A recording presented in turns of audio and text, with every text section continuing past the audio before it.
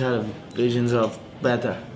I've always visualized better, and in times of struggle, like driving down in a banger of a car that I had to push start,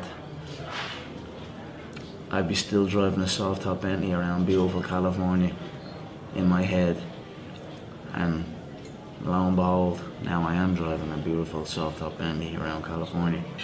So I always visualized good things. I always visualized victory, success, abundance. I visualized it all, and it's all happening.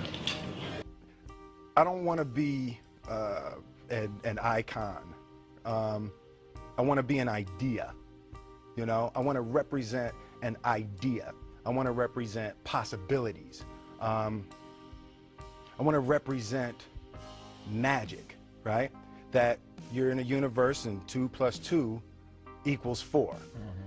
2 + 2 only equals 4 if you accept that 2 + 2 = 4. 2 + 2 is going to be what I want it to be. You know, and there's a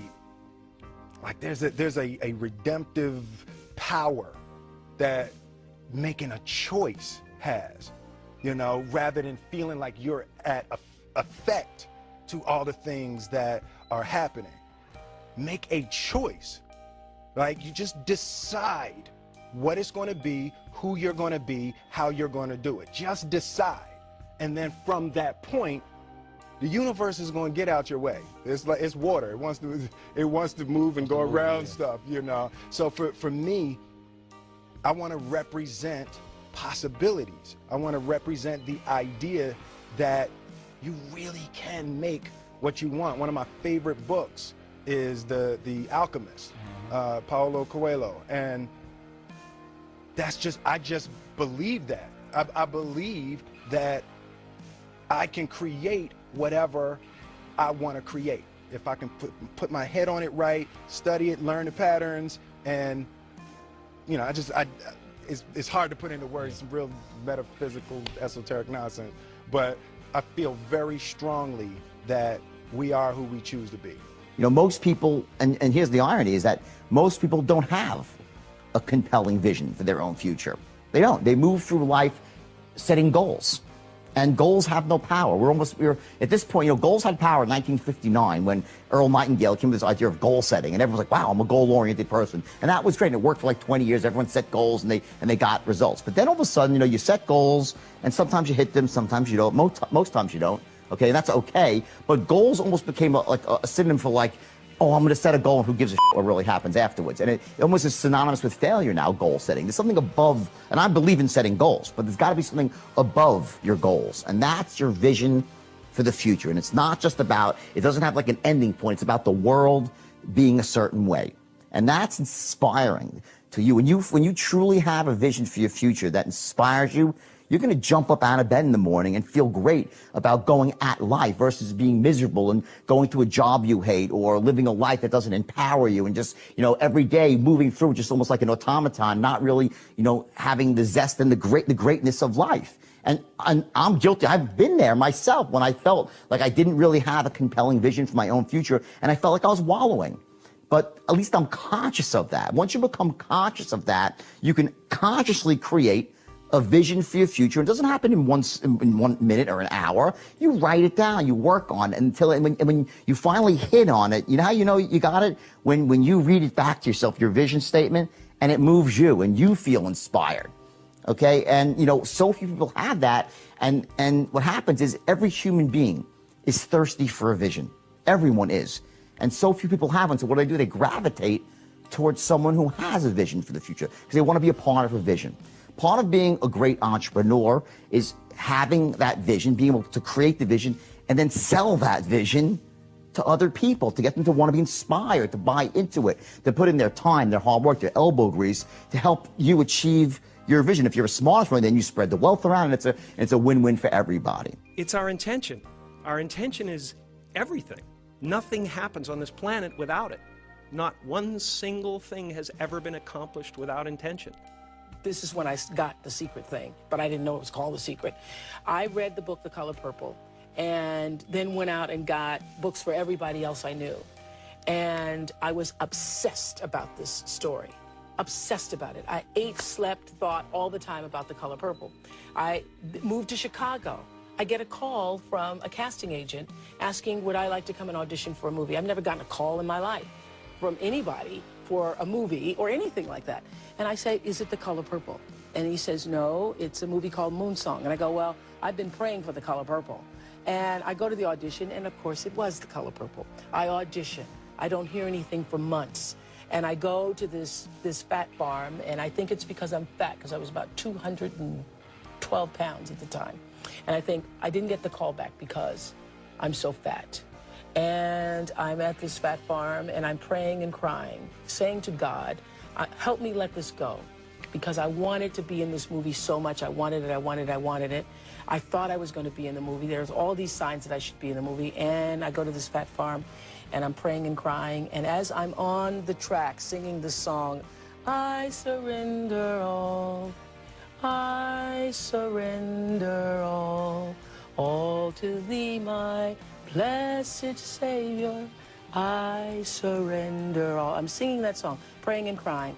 A woman comes out to me, and she says, on the track, it's raining, and she says, there's a phone call for you. And the phone call was Steven Spielberg saying, I want to see you in my office in California tomorrow. Now, what I learned from that, that moment absolutely changed my life forever, because I had drawn The Color Purple into my life. I didn't know Steven Spielberg. I didn't know Quincy Jones, who saw me in Chicago. In 1984, he was there for a lawsuit that was being filed against Michael Jackson because he'd been working on his Thriller album. And he saw me on AM Chicago and said, that's Sophia. Now, I didn't know him. I didn't know anybody that had anything to do with that. But I knew that I had drawn that into my life, and it changed the way I thought about my life forever. So you're not surprised at the success of The Secret? I'm thrilled for the success of The Secret. I think that the message needs to go further, because I think the mistake that was made with The Secret is that they tried to, don't know who they are, that they tried to let that be the answer to all questions. It's just one law. The law of attraction is one law. There are many laws working in the world. But it is very true that the way you think creates reality for yourself. There are other factors going on. So it's not everything, but you really can change your own reality based on... You got to have a vision for what it is you really, truly want. Not what you think you want or what you should have. I mean, what are most people's New Year's resolutions? I'm going to stop eating sugar. You know, I'm going to stop smoking. I'm going to lose 10 pounds. The problem with that is it's not very inspiring for most people. You know, it's not telling you what you're going to get. It's only what you're not going to do. And it's kind of hard to have you move forward with that. A vision is about what you're here to create. A vision that really works is one that excites you. If you say, well, my resolution, my goal, my outcome for this month, this week, this year is to lose X number of pounds, that's okay, but it's not very compelling. It has to be a compelling vision. It's got to have something that has the power to pull you, not something you have to push yourself to do. Those are two different kinds of motivation. Push requires willpower, and willpower never lasts. What will last is pull. Having something so exciting, so attractive, something you desire so much that you have a hard time going to sleep at night and you get so up early in the morning to rock it and take it to the next level. That's what you're looking to create. And that isn't easy to get. But one of the reasons we do seminars and events and we say, why do that? Why not just read a book or something? Is because when you get in an environment where you're with people that are being put in a peak state, like when you're going to a sporting event, if you watch a sporting event at home, it might have a certain level of excitement. But when you're in a stadium with 50,000 people, suddenly it has a whole different level of intensity. And we feel that. And the bottom line of our follow-through comes down to our emotional intensity. In a different state of mind, you're going to come up with a much better and a more exciting vision than if you're sitting on the couch going, okay, what are my new resolutions for this year? And you're doing it the morning after the new year has started and you're a little inebriated and the football game's on in the background. Probably not going to have the power of focus there. Probably not going to have the power of the energy to create something that's going to pull you for this year. And you got to do that. So it's got to be a vision that's compelling. Something that you know it's going to be a gift to make sure that it happens. Well, the simple part that most people don't understand is that every thought we think and every word we speak is creating our future. It's as though our thoughts go out into the universe See, most of us just think, and we don't pay any attention to what we're thinking. We're just doing it. But that's something you need to train yourself to do, to begin to train yourself to be aware of what you're thinking. Yeah, I don't just knock them out. I picked around, John. Yeah, I said this. I'm sure you're probably all thinking in your head, this guy is talking absolute dribble. He's not going to do what he says he's going to do. You're probably all sitting there thinking that. But now here we are again. And I done what I said I was going to do. I feed off this. I feed off this. I love this stuff. This is what gives me energy. Saying I'm going to do something. Putting it out there for the world to see. And then going out and doing it. There's no better feeling in the world than that. And it's as easy as that. Say what you're going to do and go and do it. As you think, so shall you be. 7 little words that I think are perhaps the most important things that we can learn and master in our lives. This old proverb notion that I become what I think about all day long. And once you know that what you think about is what expands, you start getting real careful about what you think about. You don't allow your thoughts to be on anything that you don't want or that you wouldn't want to have manifest or show up for you in your life. I knew I was going to be the person to bring martial arts to the public eye. And now it's happening. You know what I mean? There's 2 things I've learned from these past 7 months. Number 1 is that hard work pays off. And number 2 is that dreams come true. And that's what's happening. Do you understand that all of this entire event is happening inside you?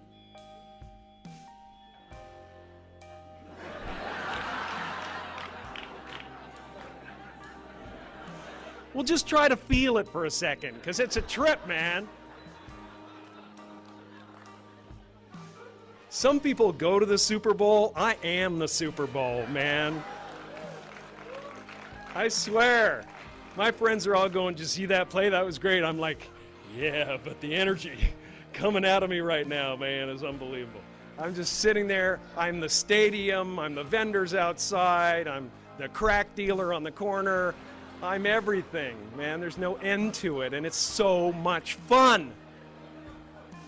It's so much fun. So I hope you can feel that, and I hope you understand that you are one of the creators of this evening, that your intentions and your desires created this evening as well. And then I hope you are able to ask yourself, why did I get such a crappy seat? And be okay with it. I mean, you're in the last row, in the last seat. And yet you created this.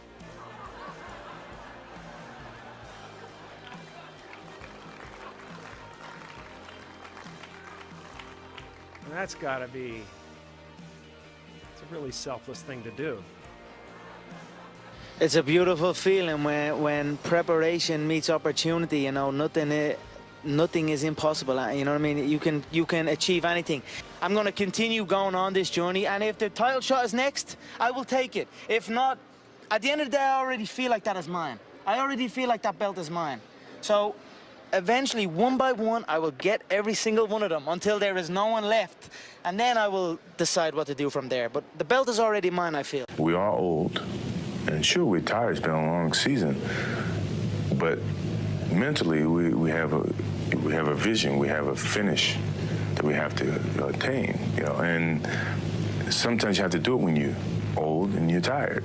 You know, and I think it's the test of your will to succeed when you have to deal with, you know, some of these negatives. And I'm pretty sure, you know, by the end of this playoffs, you'll see the old and the tired people were very, very young and strong mentally. The girls are screaming your name. You're the new pin-up boy. And in 6 months, you're on my list of India's most desirable. So what's going on in your mind right now? It's amazing. I have absolutely no time to pause and take a look at the amazing things happening around me. Everything's just happening so fast. Boom, boom, boom. You must have written a dream script for yourself for your success as a star. Has it superseded that script? It has. I'll tell you a funny story. For my 23rd birthday, my sister, instead of candles on my cake, had made these small pictures, and she had morphed my face onto posters of Yash Raj films. Shah Rukh sir's face was removed and my face was put on a poster of Dilwale Dulhania Le Jayenge and Dhoom, and you know, she I think had read this book called The Secret. That's right. Yeah, and the power of Positive thinking. And so I took those pictures of the cake and I pinned them up in my room, and lo and behold, it came true. So. A lot of people were surprised when they found out that you've been signing your name as Champ 2011. How did that come about? You know, I believe in the law of attraction, and I believe that that you can speak things into existence. And I believe that when you know where you're going and you know what you want, the universe has a way of stepping aside for you. And me signing my signature with Champion 2011 on it, it can't hurt me. It can't hurt me. It could only help me to believe it even more. You know, so yeah. I mean, it works for me. You've been saying something that I find to be very interesting, that the butterflies in your stomach are in formation. Right. I've never heard that before. I think it makes a lot of sense. What do you mean by that? Elaborate. What I mean by it? Okay, so the butterflies in formation, basically it means when you have butterflies and you're feeling anxious and you have anxiety or nervous, that's when you're most powerful, I believe. And either you can, you're most powerful. So a lot of people, instead of homing this power, and using it, they allow it to just consume them.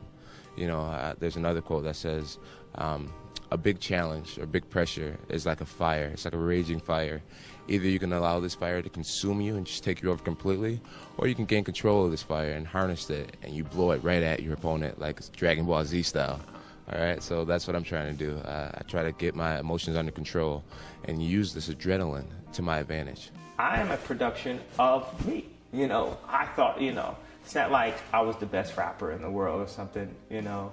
I sat around and thought about it and then became Kanye West. I like just doing these train of thoughts anyway, though. It's like, it's kind of fun because when this goes online or whatever it is, it really matters and it like really doesn't matter. What matters is, you know, the people who are sparked by it and the people who are like offended by it. It doesn't fucking matter. Fuck you, you know, like, because it's about motivating the doers.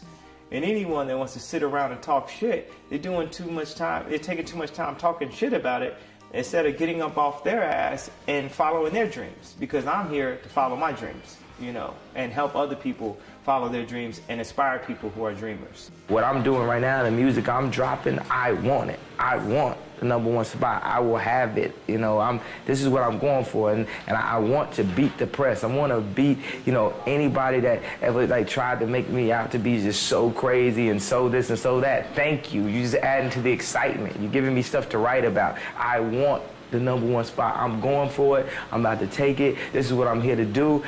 I mean, what else do you want me to do? That's why I go to the studio, so I can murder shit. This is, you know, this is my job. This is my life. This is my passion. The time is now. The time is now to express and for people to believe in themselves. The time is now for it to be okay to be great. People in this world shun people for being great, for being a bright color, for standing out. But the time is now to be okay to be the greatest you. When I was 17, around that same time, kind of when like, you know, the vision of actually doing this hatched was at like 17. Like the inception of it was, you know, when I was like 6 or 7, writing raps in a notebook and stuff like that. But like the really proactive, like conscious, you know, going after it started at 17. And I read Napoleon Hill, the Magic Ladders of Success, I think is what it's called. And then Deepak Chopra, 7 Spiritual Laws of Success, The Alchemist by Paulo Coelho. Yeah, I mean, those are like super big Bibles. And then later on I read 4 Agreements and stuff like that. But those were like super, super important to kind of forming the mindset and just using those tools to really make what you want happen. You know, like, I mean, like you said, law of attraction is about speaking things into existence. You got to understand that your thoughts are not just these like whimsical things that have no weight and carry no weight in the universe. Your thoughts are things. Your thoughts are like, they hold weight. And there's a big pool of energy in the universe that if you connect, everyone's actually connected to it. You know what I'm saying? We're just the universe experiencing ourselves. But when you really like tune into that ideology that, yo, my thoughts do turn into something. If I believe in it and I put the right energy behind it, you can really make what you want to have happen. you know, exactly like you said, law of attraction. We got what we wanted out of life. I never went to an acting school. I just went out there just watching films, reading up stuff about people, actors, you know, autobiographical stuff. I think you did other things too. Like? Uh-oh. What What did my sister tell you? Preparing for the future. Do you want to watch? Okay. You know what? Frida loves standing in front of the mirror and you know, pretending she was receiving the Oscar and asking herself questions and answering them. It's funny because one day she was doing that and she was standing in front of the mirror and I happened to walk in.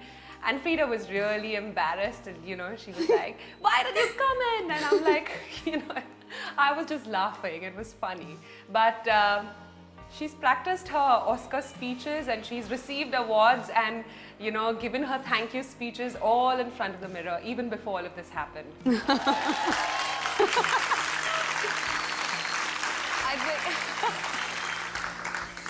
So embarrassing. That is the power of dreams. Yeah. And I want you to remember, everything you imagine is possible. It's out there, all you have to do is go and get it. She imagined it, and she... When I auditioned for this film, I was reading this book called The Secret. Oh, The Secret. And it was just, it said something like, if you keep thinking about it, it's going to happen. Positive thinking, yeah. When a film starts, the logo of a film comes, Yash Raj. I was watching that logo the whole time. I used to keep watching that again and again. So when the film started and that played first, I was like, wow, this is actually happening. Shah Rukh Khan introducing Anushka Sharma. Like, oh God.